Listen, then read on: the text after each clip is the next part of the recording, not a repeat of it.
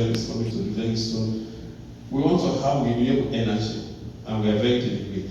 20% of most of our hospital cost goes to the cost of fuel for the generator. But why should that be? We have some audio around in Sierra Leone, like most low and middle income countries. So we are relying a lot more on solar energy. We are solarizing most of our facilities. The tertiary institution in Freetown, 60 or 70% of those energy could be made available. Both government hospitals will be solarized. So the critical areas, the SCDUs, the theater, our drug management, the warehouse where we store our medication, have been regulated in Switzerland for 15 years. If your drug is not properly stored, you lose the shelf life. It becomes very toxic because some of the excipients, when they are exposed to temperatures, become toxic, which is not fit for purpose. Or the medication like placebo. So we're very deliberate to make sure we're solarizing most of our health facilities, and I'm sure we'll find comfort in healthcare Sierra Leone to join us with that. Almost every health facility in Sierra Leone, about more than 200 PHUs are going to be solarized, so we can address those critical energy challenges. And when we have adequately solarized the fit for purpose building, digitalization becomes even more feasible. Because you have sustainable energy, you can digitalize the entire system as we are doing now, so that a lot of apps we are using in Sierra Leone, our 350,000 pregnancies in Sierra Leone are not all going to be captured using a breast track, an app we call a Conga app, which means we can sit in Freetown in the situation room and monitor all the pregnancies around the country. This can be digitally done. We have piloted this now, we are going to upstream with it. And also with digitalization comes something else, the supply chain management. This is a horror for most low and middle income countries. Even when healthcare service comes to us, you come with all your medication, you go out of the field.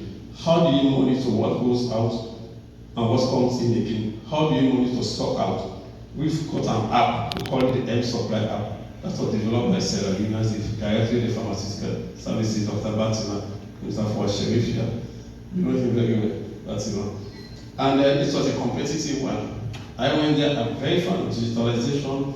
So there were a lot of apps. So we had a presentation to see which one is fit for purpose with a huge experience working in the most remote areas of Africa, where you need to get it right. When you send medication to the last mile, you need to know when you have stock out. With that, you can improve the quality of life.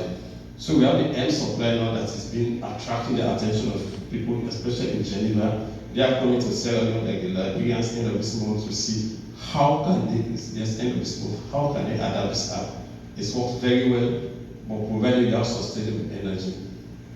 And secondly, also our vaccination, we want to use a digitalized system to capture the dropout rate in vaccination. That's one of the greatest challenges. Most countries are using paper-based. We've got a software now called SerraVax that's going to capture those ones effectively to make sure that you effectively monitor your vaccination, especially the age-appropriate vaccination. What happens in most instances, especially conflict, natural or human-made, the children miss their vaccinations. When they come in, they just give them catch-up vaccination. As clinicians in the area of immunology, are you sure that they are going to mount enough antibodies when you give them the vaccine delay 5, 6, or 8 weeks or months? So we have an app now that can help us actually look at those ones. And also we're trying to harmonize, not to say how much we are doing. So healthcare Sierra Leone, we're going to meet halfway somewhere. We're going to harmonize our prescription, the companion app for prescribing. When you come to Sierra Leone, it's all harmonized. Because most of the diaspora medical, we have different prescription habits, I can say. I run mobile clinic with the UK medical practitioners, with the US medical practitioners, our analgesics, how much we give, etc. We have differences. Of course, I don't want to go to the granular level of the P450 enzyme metabolism that makes it different. But we have an app now in Sierra Leone that I launched a few days back that can actually make sure that when you enter the country, you come with doctors, we have something that can guide you, especially in some of the thematic areas like malaria management, which we don't have here in this West. We never had it in Switzerland. Myself, when I go back to Sierra Leone, I had to go again all over the malaria regimen to make sure that we support. We have those apps. So in the area of infrastructure, we have to be very deliberate in what we do. And a lot of countries can adapt what we are doing, we adapt to other countries as well, because we collaborate, South-South collaboration. So infrastructure also comes with the legal framework, like the CUSH, The kush epidemic is a big elephant in the room. We are working hard to see how we can bring it under control, not only in Sierra Leone, but a lot of low and middle income countries. So what work in Sierra Leone can equally work in other countries at the baseline, and we are working hard on that. In Sierra Leone, I say one of the greatest gaps we had, we never used to regulate the substances, the chemicals. Our drug act is weak in that. And I'm sure most countries around the globe will never regulate the chemicals, not even in Switzerland where I was as a regulator. We are changing the rules of the game. Now, the new drug act makes sure that the chemicals that are of interest of us are not going to be reclassified to make sure that the people who import these chemicals find it extremely difficult to go. So we are going to tighten it upstream so that downstream now we can take care of the messages, etc., etc. So that's so far so good for infrastructure. The second big pillar is the human resource management. And here again, we have got a postgraduate college of health sciences with the nurses. I'm happy the nursing practitioners will find comfort in this. We are willing to change. We are willing to expand over the curricula of the nursing profession in Sierra Leone to accommodate what we are doing. And I oversee the nursing and midwifery council. So when I say that, I give you my word. Trust me, we need you people. We need to do things to have that holistic approach to healthcare delivery. So definitely we need a nursing practitioner. We will have to expand our curriculum to accommodate all of you. And I'll give you my word on that. And then also, you know, most Sierra Leone, as most low and middle income countries, our economy could be challenging. And I say this as Sierra Leoneans, in the old days we used to have only one school of nursing. Now we have 15 to 20. And they send out hundreds of graduates a year. It's a challenge as a low and middle. We need resources in our facilities. As I say, we want to have a health facility within 3 or 5 kilometer radius. But it's a challenge employing all of them at a time. So that is why we appreciate what you people are doing, coming to join us, you know, to fill that gap, at least continue to educate the young nurses until we can absorb them into the system.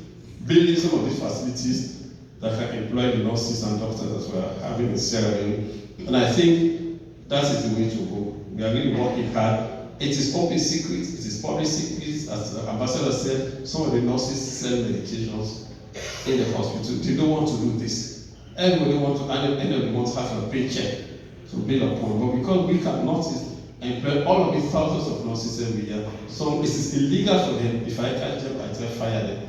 For you to sell the medication in the hospital is prohibited, which is why we are not encouraging the PPP model in hospitals also, because after late hours at times, the access to medications is a challenge. And I want to applaud Dr. Sherif. Actually, for the first time, we have a private pharmacy in the government hospitals bringing quality medication to the population to make sure that after hours, medications are being available. Dr. Fasher, thank you for your contribution. Which address I watch. And this is a model we can. The problem is Sierra Leone is generic across all over Africa as I speak. So what works for Sierra Leone, having a private pharmacy in a government hospital, could work in Kenya, could work in Uganda. I worked for 14 years in Kitale, Kenya. I worked in Uganda, in Fort Portal, South Africa, and everywhere it could work. There is a generic problem we have. We can build on that. So far, so good for the nurses. So here we have a farm promise for the healthcare Sierra Leone that we are able to absorb all of you nursing practitioners. We are going to make space, create a space to make sure we accommodate you and take it on our word of that. And then, of course, I've spoken about the supply chain management. It's one of our main thematic areas. Because even with the Global Fund, they procure medications and they set the downstream to monitor stock out, it becomes a problem. So the M supply app has been very useful, and if we were really going to expand upon it to make sure that it's all over Sierra Leone and Africa, we can learn from one another in that South-South collaboration. And the fourth area that is also very challenging at times is the diagnostics. But with the PPP model now, we are going to equip most of our hospitals with the latest technology in Sierra Leone. We build these 500 hospitals and I can't wait to see healthcare Sierra Leone, the state-of-the-art hospital in that country. We are very deliberate in what we do. And then when we improve diagnostics, most of our clinics, community health centers, we are not adding X-ray units, we are not adding operation theaters to ease the burden of the tertiary hospitals. And we're also increasing the laboratory capacity. And when we do that, we call this community health clinics. You will see that a lot of them are scattered all over Sierra Leone. And so when you come there, we are meeting somewhere along the line of healthcare delivery system. Because as a Minister of Health, under His Excellency the President in Human Capital Development, we are very ambitious in what we do.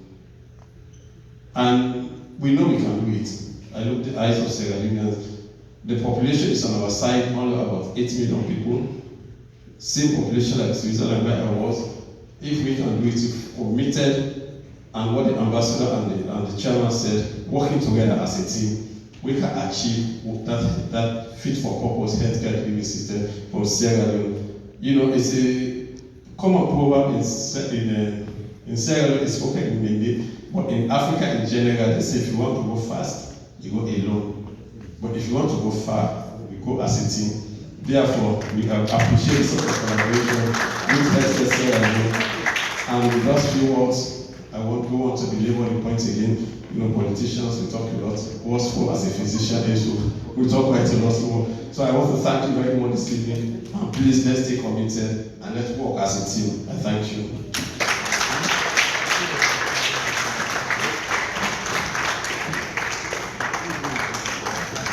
Thank you, Dr. Charles Tennessee. Guys, give Dr. Tennessee a big round of applause. Thank you.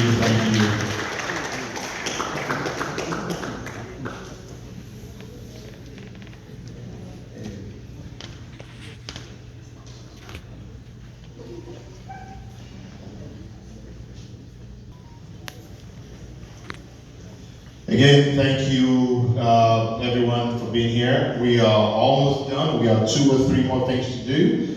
And I for one, am looking forward to dancing, and maybe I'll be able to burn some calories tonight. So, is everyone okay? You guys having a good time? You sure? I can hear you. Excellent. Thank you guys for being here. We're almost there. We are going to be bringing Dr. Kumber Banjar, who's going to be speaking about misuse and overprescription of medication. And Madam Kumber, I'll be giving you 2 minutes. Sorry about that. Thank you. Good evening, everyone. Going to be less than 2 minutes. My name is Dr. Kumba Amanja. I'm a nurse practitioner here in the Metro Detroit area, and I'm honored to be speaking with you all this evening. Mr. Ambassador, Minister, Mr. Chairman, and Auntie Susan. Thank you, and distinguished ladies and gentlemen. When Reader called me about this evening, I was so honored. I was like, wow, thanks for thinking about me, and it's a pleasure to speak with you guys today on misuse and abuse and also overprescription of medications. This topic is near and dear to me because I lost my dad, Professor Sap Hamanja, in 2021 as a result of, which I believe, misuse and overprescription of medication. Again, what is misuse? Misuse is pretty much using a medication for a purpose that is not meant to be used. As far as abuse, it's intentional misuse of medication, and overprescription, as we know, is just physicians or healthcare providers who just prescribe. And as Dr. Spear had mentioned, in Freetown we have street doctors, street pharmacists all over who are giving medications to our citizens. And I understand, the regulations are not as solid as they should be, but it's comforting to hear the new innovations that the government is trying to implement in making the healthcare system in Sierra Leone stronger and more effective to benefit the citizens. Of course, misuse that leads to various complications which ultimately could lead to death. There's a high rate of dependency, high tolerance, high resistance, and you name it. And obviously most medications have side effects. So with that being said, misuse and abuse and overprescribing could lead to serious medical problems. And the overprescription and misuse also contributes actually to the mistrust that the people of Sierra Leone and also the diaspora have about the healthcare system in Sierra Leone. But it's incredibly pleasing to hear about healthcare USA and all the interventions and innovative things they are doing to improve the healthcare system in Sierra Leone.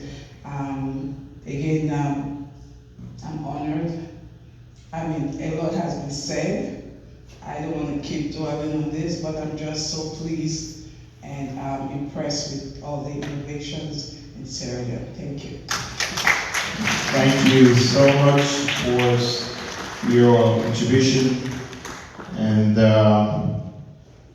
I believe we're gonna, I'm not sure if anyone in the audience have any questions for the chairman, a question for the ambassador, or a question for our honorable Deputy Minister of Health. If you have any questions, please raise your hand. We could do a couple of questions before we start dancing. Anyone has any questions at all? And one question, and let it be a question, not a statement. And appreciate your time. Please introduce yourself. Good evening. My name is Dr. Ola. I'm from Nigeria. I'm a medical doctor. I had the Honorable Minister talking about the push epidemic. I just kind of want to find out what are we doing about that and this epidemic. I also work in the opioid healthcare system here in the United States. I'm kind of interested. How do we get around those things? And what is your innovation to control it? Thank you. Thank you, Doc. That's indeed a very good question.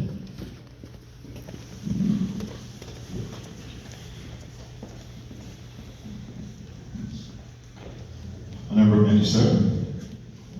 Well, thank you very much for the question, my dear brother from Nigeria. Yes, indeed, Kush is a big elephant in the foot of Sierra Leone. So what we did scientifically, first of all, was to say what is Kush. We took samples of the substance that will be used across the countries. The Pharmacy Board of Sierra Leone analyzed those Kush drugs. So we knew what are the possible substances in it. And then, whilst working on that also, we did studies to see what is the magnitude of the Kush problem in the country, a retrospective study. We have some data on that. But most importantly, also the President of Sierra Leone declared it as a national health emergency. And then we designated a special Professor Sir. So the special agency was created in line with public health agency, so that we focus on it. So we have different pillars in terms of who addresses the Kush. For the Minister of Health, we look at the medical problems, medical problems. We don't want to medicalize it at all. At the same time, we don't want to criminalize it. To say that those who are taking Kush should be arrested and put in prison. We release most of them and they are put in treatment and rehabilitation homes. And then we have a multi-sectoral approach to it. The Minister of Social Welfare was taking with social problems around the Kush. Minister of Health, we are looking at the regulations. I spoke about the Pharmacy Drug Act that had to be revisited in line with the current Kush epidemic as well, and all other substance abuse. And then we had a treatment pillar that was set up. The Minister of Information was involved to make sure we disseminate information with one voice. And the Drug Enforcement Agency was there to make sure that those who are actually being in the Kush are prosecuted. So we have a multi-sectoral approach to the Kush that is working in Sierra Leone. But notwithstanding that, we have to develop SOPs, standard operating procedures, on how we go about this. And so there's a committee was set up to look at this, looking at all over the world what is going on, so that we can have one customized to Sierra Leone. So it's a more or less multi-sectoral approach among most of the ministry, development and agencies across the country. Nobody has got the magic bullet, but so we are working on it and we look for more support. We are happy our ambassador has taken up the lead on that, on this part of the world, to make sure that we have a holistic view. We are open to more suggestions as we go along. We are also decentralizing from capital city. Most of the districts have the similar pillars now built up to make sure that whatever is done at the capital level filters down at the district level. We have a holistic response with one voice. Thank you. Thank you so much. There's another question. Okay.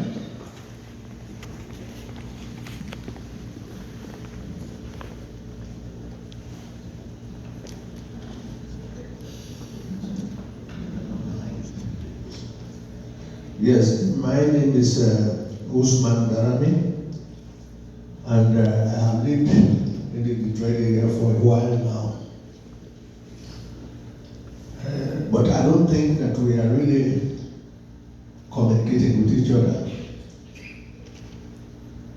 In the area of healthcare, I was fortunate for me to walk into a meeting where they were trying for them to do something for Haiti. And I identified myself. I said I was born 2.5 miles away from the West Africa Ebola. So I need help. And I was introduced to Dr. Kilgore at the Wayne State Medical School. He and I tried to do something. He said, okay, where do you want this clinic to be built? My question here is that, how are we missing these little links? Somebody may have worked on something similar to what they are doing, but I think we need to find a way, or how can we go about finding ways for to be able to join those little dots. I'm speaking directly to the chairman and the people who are organizing this. Thank you, Mr. Darami, for your question. Chairman Pierre, looks like this question comes to you.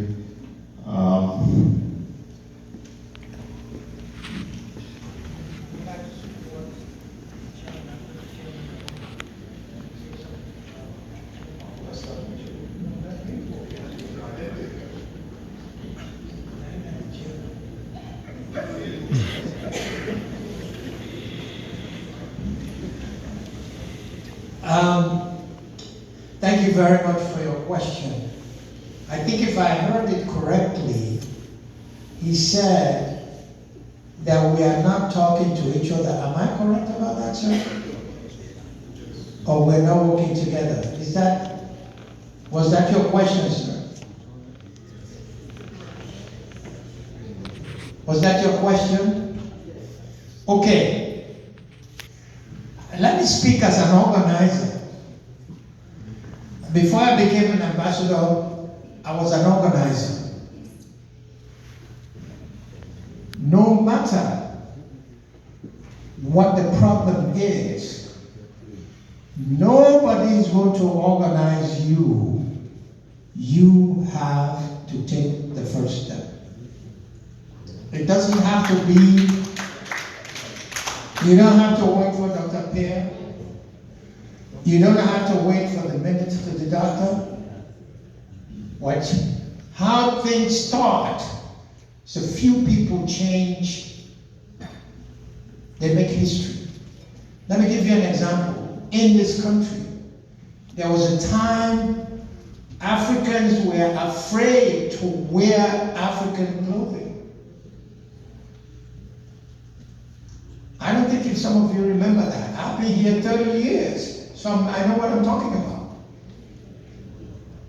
What we did, we said some people don't care about our problems, and nobody is going to solve your problem unless you solve it yourself.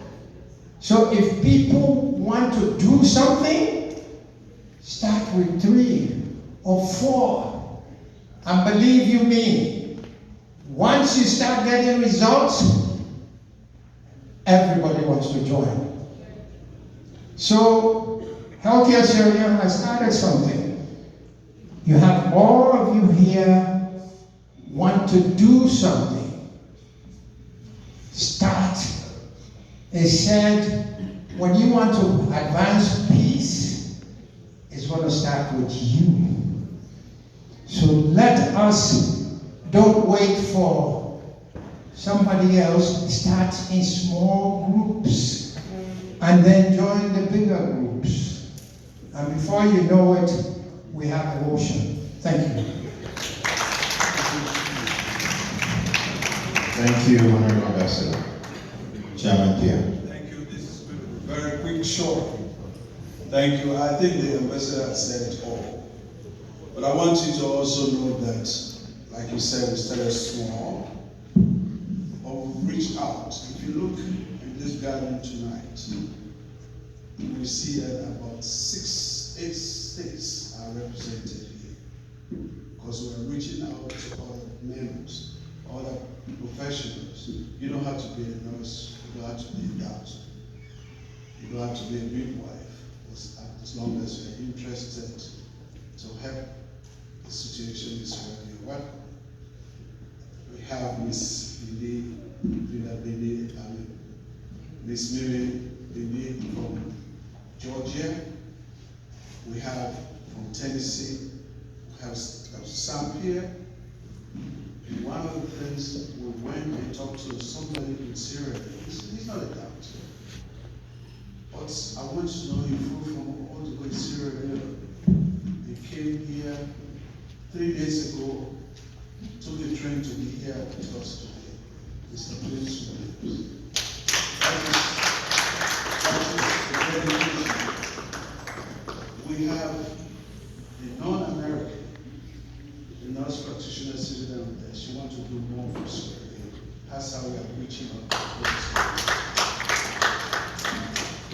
So, like the ambassador said, if I don't reach out to you, please reach out to me.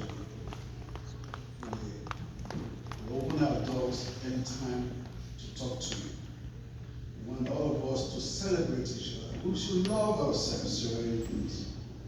If you don't love yourself, there's no reason you can do anything better for somebody else. Thank you. Thank you, Chairman Pierre. One more question. It looks like I see 2 hands up there. Uh-oh. You read near me. Good evening. This is for the Deputy Minister of Health. It's a 2-part question. The first part is the Kush issue. Is it a unique drug, or is it something that you can relate it to some of the drugs that we know in the West? That's the first part. The second part is there's going to be a supply chain. So that the people that produces the chemicals, and the people that manufacture it, and the people that sell them. And we see in the West how difficult it is to go through all those processes and the amount of money that is spent to take care of the people that are on drugs here. And in Africa, you know, that's one of our greatest problems, financing. So what are you guys doing in terms of trying to disrupt that supply chain? Thank you. Thank you for your question. Thank you very much again. And as I said, the question is in 2 parts. I said earlier on, at the start of the issue of the push, we were a bit scientific to take samples and analyze them. But the issue is that as we analyze one batch, we try to develop others using local concoctions, local elements that is yet to be fully identified. But the ones we actually knew were substances that are brought into the country for different purposes, but they didn't realize that it could make them high, etc. So they included them into what they call the kush. We analyze those substances we could lay hands on, we tighten it upstream. Importation of these substances. We changed the laws to make sure that substances were now regulated. Chemical substances were regulated. Before it only developed consumables, narcotics, etc. So those ones are now regulated. And then it's a new pandemic. we're really learning the ways. That's why I said earlier on, we're looking for SOPs from all over the world. How have people been able to do it?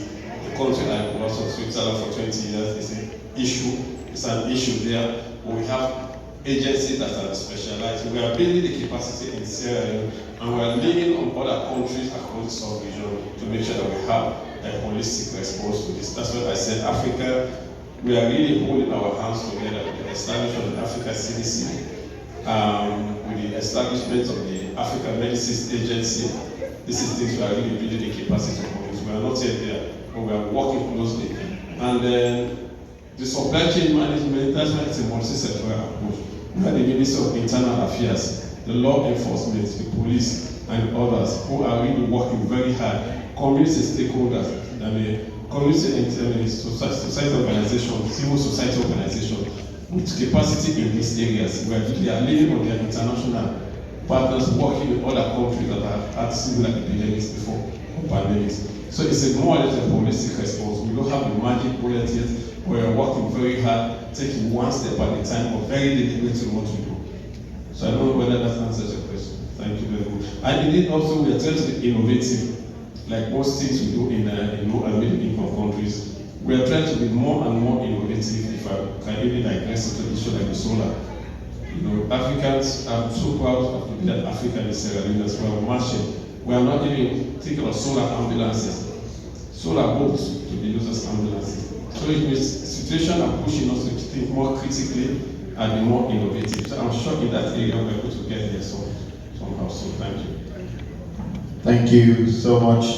If possible, that will be the last question of the night.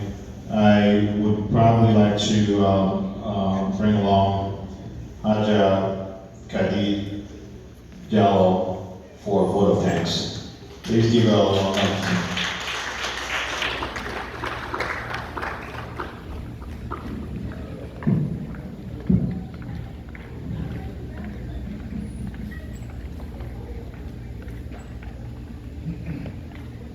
Thank you.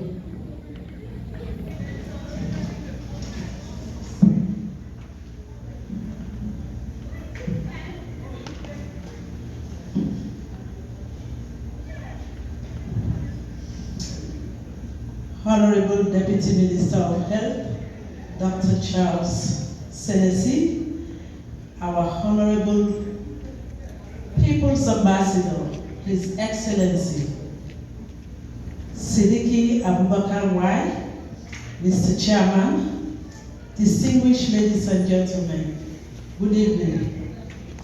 My name is Haja Kadibala Jallo. I want to take this opportunity to thank you all for choosing to be here. As Maya Angelou once said, I quote, "Be present in all things and be grateful for all things."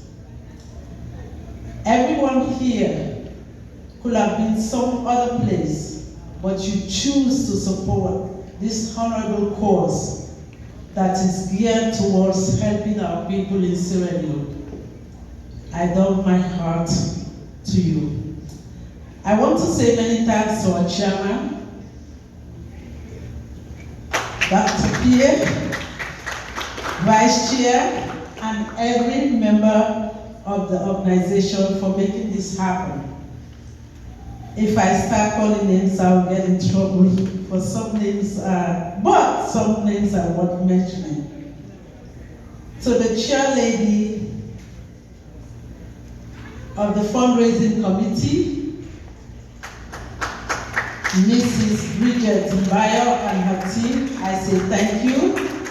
Thank you and thank you for all the meetings, all the late evenings, the emergency calls. Thank you. To the members watching us by Zoom, we appreciate you and we miss you. I would be remiss if I failed to say thank you to our late chairman, Dr. Michael Rogers. We know you are watching us, and as we promise, we will keep your legacy alive and running. Thank you everyone for taking the time to be here today and listening to me speak. I am so grateful for this opportunity, and I want you to stay longer, shake off the food, burn the calories, have fun, and have a great weekend. Thank you. Thank you, Aja Kadibala, for your vote of thanks. And ladies and gentlemen, we've done everything we can do, and obviously this is a fundraiser. And again, on behalf of the Healthcare Survey, we'll thank you guys for gracing this occasion and being generous with your donation. And I think it's time now we hear some good music. I've heard the two pair back there are the best in the state of Michigan. But I will let you guys